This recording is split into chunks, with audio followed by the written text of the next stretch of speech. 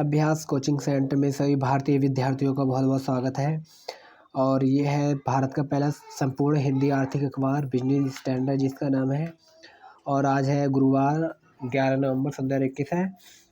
और आज जो main important news article top पर है वो पहले इसमें दिखाई गई कि भारत का आर्थिक परिदृश्य मजबूत होना चाहिए, और जो फाल्गुनी नायक है नायिका का निवेशक हुआ फिदा। और इस तरह से हम आगे चलते हैं। ये ऐड वाला पेज है, ये भी ऐड वाला पेज है, और जो मेन पेज है ये है। ठीक है, इसको हम कवर करेंगे।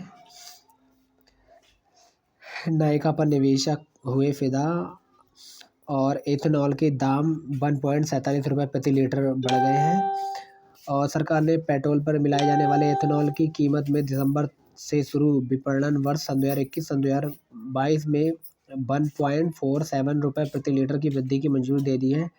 पेट्रोल में एथेनॉल का मिश्रण बढ़ने से भारत का कच्चे माल का आयात बिल कम करने की मदद मिलेगी, और इससे गन्ने किसानों को, चीनी मिलों को फायदा होगा। दिसंबर 2021 से शुरू होने वाले विपणन वर्ष में एथेनॉल की कीमत 62.65 रुपये से बढ़कर 63.55 रुपये प्रति लीटर हो जाएगी। मंत्रिमंडल ने भारतीय कपास निगम को 2014-2015 से 2020 से लेकर 2021 तक का कपास के 7 सत्रों के लिए 17,408.85 करोड़ रुपए की प्रतिबद्ध मूल्य समर्थन को मंजूरी दी है। अगले हफ्ते वित्त मंत्री की बैंकों के प्रमुखों संग होगी बैठक। वित्त मंत्री निर्मला सीतारमण कोविड-19 महामारी के प्रभावित अर्थव्यवस्था के उत्पादक क्षेत्रों के ऋण में प्रवाह में नरमी को दूर करने के लिए अगले सप्ताह सार्वजनिक क्षेत्रों के बैंकों, वित्तीय संस्थानों के प्रमुखों के साथ बैठक करेंगी। 17 नवंबर से शुरू होने वाले इस 2 दिवसीय सम्मेलन में सार्वजनिक क्षेत्र के बैंकों और वित्तीय संस्थान हिस्सा लेंगे। नायिका पर निवेशक हुए फिदा। सौंदर्य स्टार्टअप का शेयर पहले ही दिन आईपीओ कीमत से लगभग दोगुना पर हुआ बंद। और सौंदर्य स्टार्टअप नायिका की मूल कंपनी FSN ई-कॉमर्स वेंचर का बाजार मूल्य आज शेयर बाजार में आगाज के दौरान करीब दोगुना यानी 1 लाख करोड़ रुपए से अधिक 13 अरब डॉलर हो गया है। कंपनी का शेयर आईपीओ कीमत 1,125 रुपये के मुकाबले 96% बढ़कर 2,207 रुपये पर बंद हुआ। नायिका महिला की अगुवाई वाली कंपनी भारत की पहली यूनिकॉर्न है। ठीक है, इसकी स्थापना पूर्व निवेशक बैंकर फाल्गुनी नायर ने की थी। नायर की कंपनी में 54% हिस्सेदारी है। ऐसे में कंपनी के शेयर बाजार में तगड़े आगाज से वह अपने दाम पर भारत की सबसे धनी महिला अरबपति बन गई हैं। नायिका की सीईओ नायर ने कहा है कि बाजार में अच्छा स्वागत हुआ उत्साहजनक है। उन्होंने कहा है कि नायिका को बनाने की उनकी उद्यमिता को यात्रा में 50 साल की उम्र से शुरू हुई। उन्होंने कहा कि उम्मीद है कि इसमें अन्य महिला उद्यमियों को अपने जीवन से नायिका बनने की प्रेरणा मिलेगी। नायिका जोमेटो के साथ 1 लाख करोड़ रुपए से अधिक बाजार पूंजीकरण वाले सूचीबद्ध स्टार्टअप के क्लब में शामिल हो गई है। जोमेटो जुलाई में सूचीबद्ध हुई थी। पेटीएम भी जल्द ही इस क्लब में शामिल होगी, जिसका 18,300 करोड़ रुपए का आईपीओ आज ही बंद हुआ है। नायिका 1 करोड़ रुपए से अधिक बाजार पूंजीकरण वाली 54 सूचीबद्ध कंपनी को जमात में शामिल हो गई है। इस कंपनी इस समय 55वीं सबसे मूल्यवान कंपनी है। इस तरह यह गोदरेज, कंज्यूमर और ब्रिटानिया से भी आगे। विशेषज्ञों ने कहा है कि भारत की इंटरनेट स्टार्टअप को लोगों से समर्थन मिल रहा है, उससे देसी पूंजी बाजारों की परिपक्वता और गहराई का पता चलता है। यह स्टार्टअप कंपनी के लिए तंत्र के लिए उत्साहजनक संकेत है। नायिका के 5,352 करोड़ रुपए के आईपीओ को 82 गुना अभिदान मिला है, जो बड़ी स्टार्टअप आईपीओ में सबसे अधिक है। विश्लेषकों ने कहा है कि निवेशक online beauty and personal care BPC में अनुमानित वृद्धि को बढ़ाने के जरिए के रूप में देख रहे हैं। उन्होंने कहा है कि भारत का ऑनलाइन बीपीसी बाजार पिछले 5 साल से हर साल 60% की दर से बढ़ा है, मगर अभी 8% आबादी तक पहुंच ही पाया है। मोतीलाल ओसवाल फाइनेंशियल सर्विस के सहायक उपाध्यक्ष खुदरा अनुसंधान स्नेहा पोद्दार ने कहा है कि नायिका ई-कॉमर्स क्षेत्र में अपनी तरह की पहली सूचीबद्धता है, इसलिए इसमें निवेशकों ने काफ़ी रुचि दिखाई। अभिधान से पता चलता है कि नायका भारत में ऑनलाइन बीपीसी में अगुआ के साथ भारत में जीएमबी सकल वस्तु मूल्य के आधार पर सबसे तेजी से बल बढ़ता प्लेटफॉर्म है। भारत का आर्थिक परिदृश्य मजबूत। शक्तिकांत दास भारतीय नीतियों में शक्ति की परिस्थितियों का सामना करने के लिए सन 2013 में तुलना में कहीं बेहतर तरीके से तैयार है। भारतीय रिजर्व बैंक आरबीआई के गवर्नर शक्तिकांत दास ने बिजली स्टैंडर्ड बीएफएसआई समिट के अंतिम दिन आज कहा है कि तमाम अड़चनों के बावजूद भारत का वृद्धि परिदृश्य मजबूत बना हुआ है और आरबीआई ने विकास दर की पटरी पर लाने के लिए सरकार के साथ पूरा सहयोग किया है। शक्तिकांत दास ने कहा है कि वैश्विक अर्थव्यवस्था अब भी विकास के लिए जूझ रही है, लेकिन आरबीआई को पूरा भरोसा है चालू वित्त वर्ष में देश की अर्थव्यवस्था 9.5% की दर से विकास करेगी। उन्होंने कहा है कि विकास की संभावना मजबूत हुई है, वृद्धि के संकेतांक बहुत सकारात्मक है और हमें सकल घरेलू उत्पाद में 9% की अनुमति वृद्धि हिस्सा कर लेंगे। और आगे बढ़ते हैं। निवेशक चक्र में तेजी की आस, वित्त मंत्रालय ने जताया अनुमान। कोविड टीकाकरण में तेजी और त्योहार में उत्साही, वित्त मंत्रालय ने आज कहा है कि निवेशक चक्र शुरू होने का पूरा आधार तैयार है। अर्थव्यवस्था का परिदृश्य काफ़ी सकारात्मक दिख रहा है। मंत्रालय ने कहा है कि इससे सुधार को बल मिलेगा और भारत दुनिया की सबसे बड़ी अर्थव्यवस्था में तेजी से विकास करने वाला देश होगा। और page number 2 company news article से रिलेटेड है। खबरों में रहे स्टॉक, आप देख ही रहे होंगे क्या क्या स्टॉक है इसमें। पेटीएम को पेटीएम के पूर्ण अभिदान, आखिर पेटीएम आईपीओ को तीसरे दिन मिला 1.89 गुना अभिदान।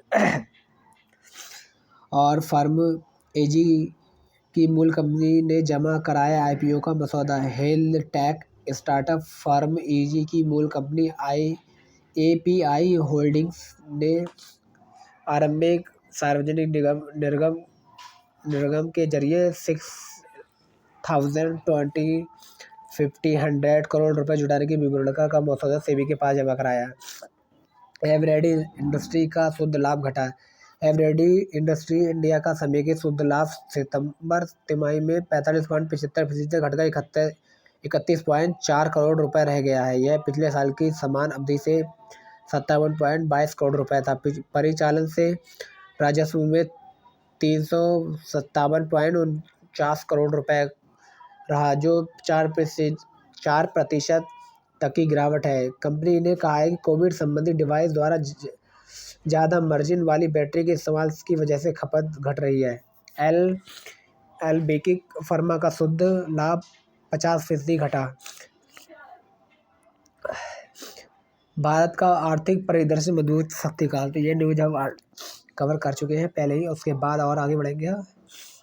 Page number 3 market news article से रिलेटेड है और इसमें ये बोला गया है कि एक्टिविटी योजनाओं में निवेश घटा पर हुई है रफ्तार। एक्टिविटी और हाइब्रिड योजनाओं में निवेश।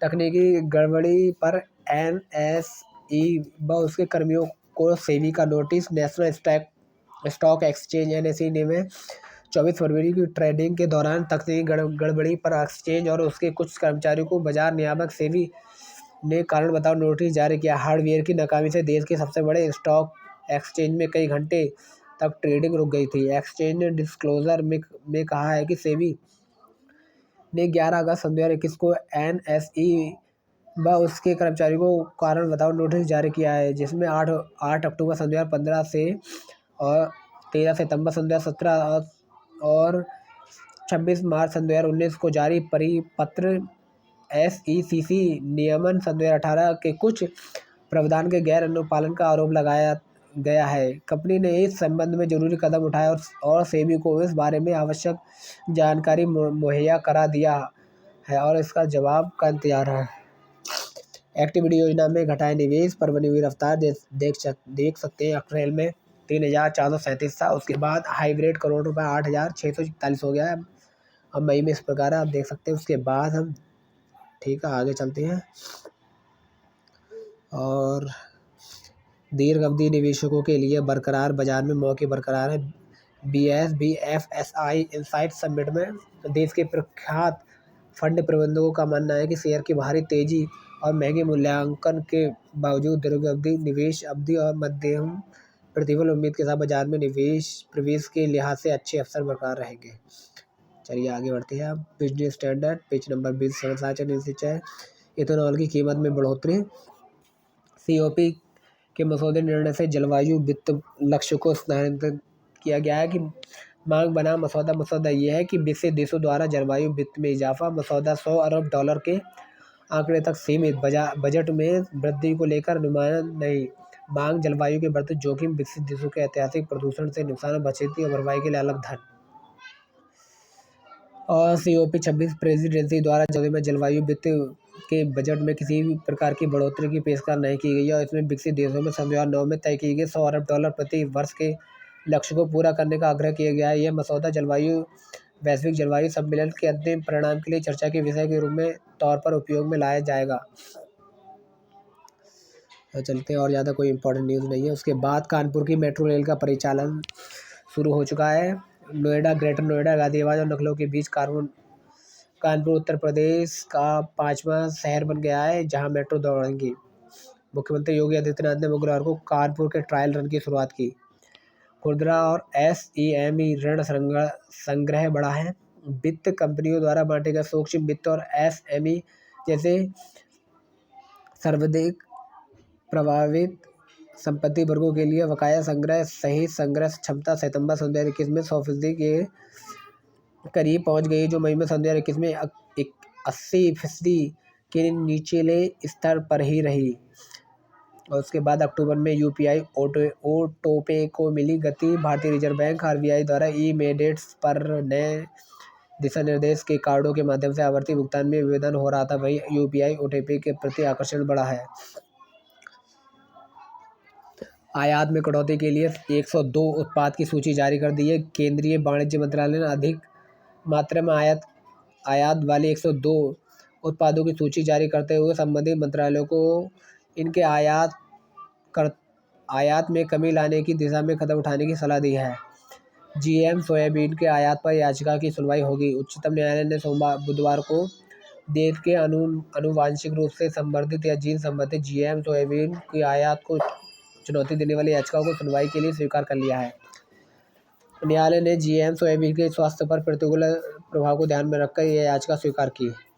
उसके बाद एडिटोरियल पेज है, संपादकीय पेज, जिसे 5 बोलते हैं। उसके बाद बिजनेस स्टैंडर्ड, कृषि जोखिम और बचाव।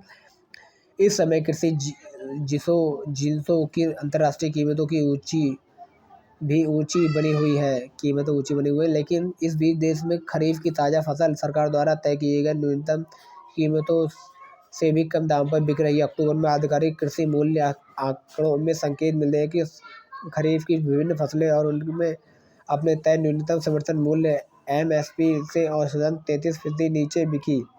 कपास और गन्ने जैसे कुछ फसलें अवश्य अपवाद रही। मूंगफली और सोयाबीन की जैसी तिलहन फसलों में भी हाल के महीनों में तेजी देखने को मिली है। सरकार ने महत्वपूर्ण आयातित खाद्य तेलों को बुनियादी आयात शुल्क को धीरे धीरे घटाकर इसके रुझान को समेट दिया है। गलत कारणों से सुर्खियों में महाराष्ट्र सरकार ने विशेष तौर पर राज्य में उन मंत्रियों का शामिल होना असामान्य बात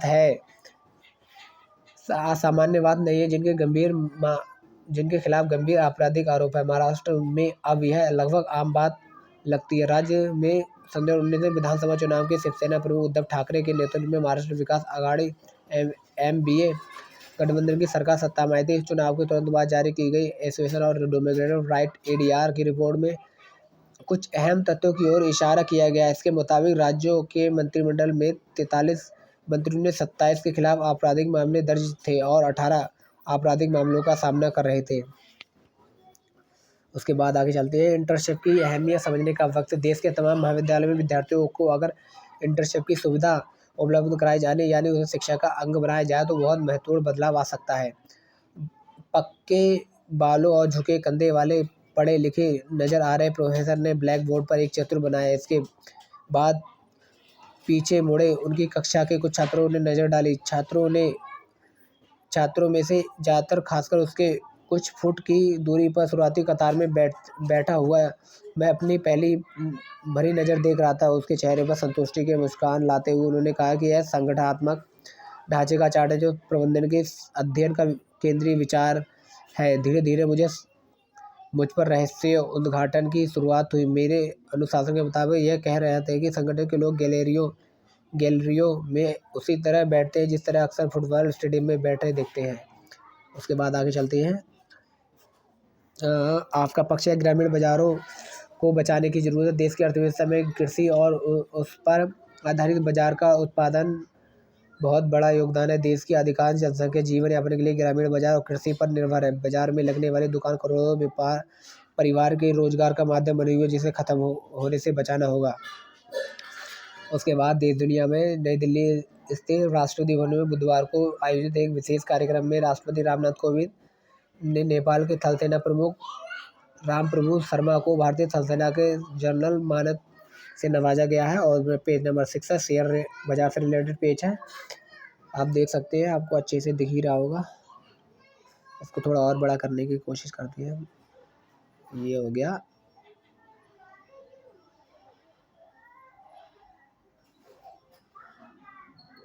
ये तो नहीं बड़ा ठीक है।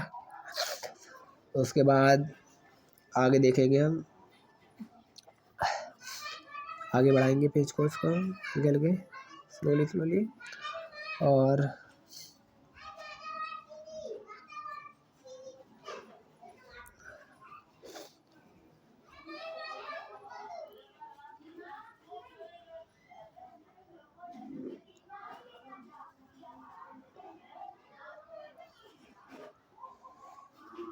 इस तरह से ये पेज कंप्लीट हो चुका है। और उसके बाद शेयर बाजार 7 से ये भी खबरों में Novotex India, Greenwell Norton, Sharda Motor Industry आज के अहम शेयर हैं ACC के, देख सकते हैं। उसके बाद हम देखते हैं और आगे बढ़ेंगे।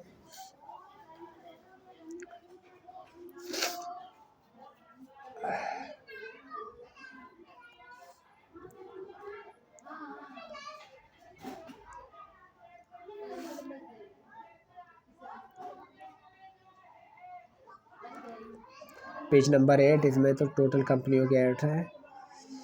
और उसके बाद आगे बढ़ेंगे हम, ये भी कंपनी के ऐड है।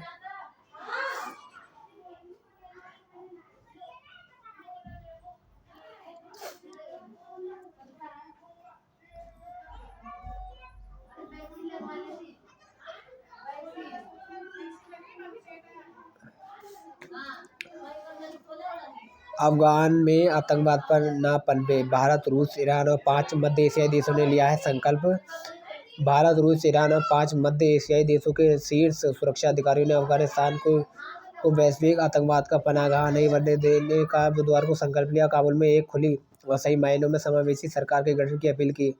अफगानिस्तान पर भारत को मेजबानी वाली सुरक्षा वार्ता में अंत में 8 देशों के सुरक्षा अधिकारियों ने इस घोषणा पत्र जारी किया, जिसमें फिर से कहा गया है कि अफगानिस्तान के भूभाग का इस्तेमाल आतंकवादी गतिविधियों की पनाह, प्रशिक्षण और वित्त पोषण के लिए नहीं करने देना चाहिए। उसके बाद आगे चलेंगे हम। 6 महीने के भीतर तीसरी खुराक, भारत बायोटेक के अध्यक्ष और प्रबंध निदेशक कृष्णा इल्ला ने बुधवार को कहा कोविड-19 टीके की दूसरी खुराक के लिए 6 महीने बाद तीसरी खुराक दी जानी चाहिए, सीधे उचित समय है। और यहाँ पर ये पेज लास्ट हो चुका है।